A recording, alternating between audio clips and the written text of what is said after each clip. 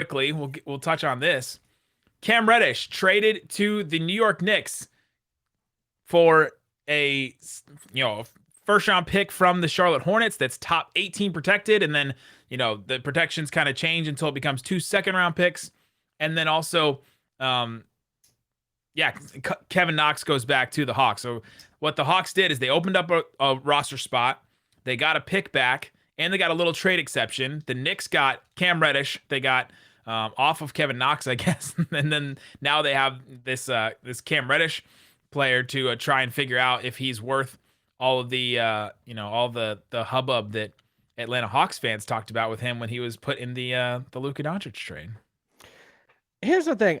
I just thought I thought I read something wrong when this trade happened, because I feel like for so long, especially over the past year, ever since that playoff series, we've heard so much crap about how good Cam Reddish and how, oh my gosh, we got Trey and Cam. Like, we won this trade. It's like, well, congrats. You just turned Cam Reddish into Kevin Knox and a peanut butter and jelly sandwich. Okay. So like, I don't understand.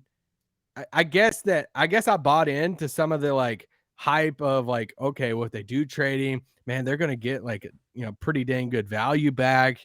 And he's going to be like the young piece in a bigger deal to get him a Brad Beal or something like that.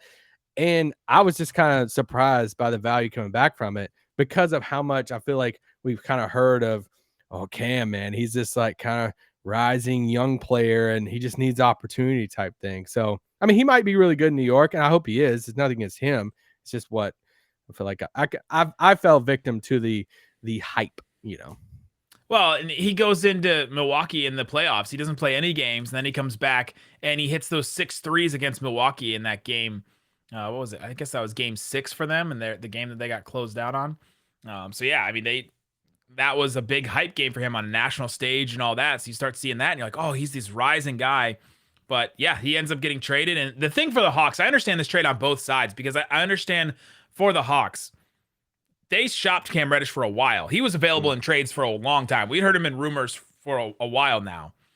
And they shopped him around, and they tried to figure out, okay, is anybody interested in this guy? Can we put him in as a sweetener, like you said, for a Bradley Beal type trade or somebody else for a bigger piece? Can we sweeten the deal with this smaller contract of Cam Reddish that has some tantalizing potential?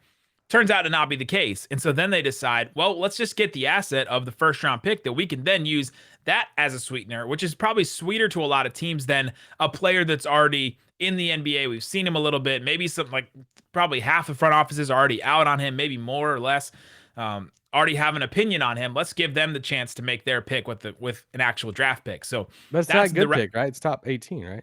Top 18 protected, but I mean, get that pick in the 20s. I mean, you know what draft picks are, though. They're new cars, and as soon as they're off the lot, they're used cars. Cam Reddish is a used car right now. So especially if a team gets it and they've been like scouting a player playing down the street from them, and they can get that guy. So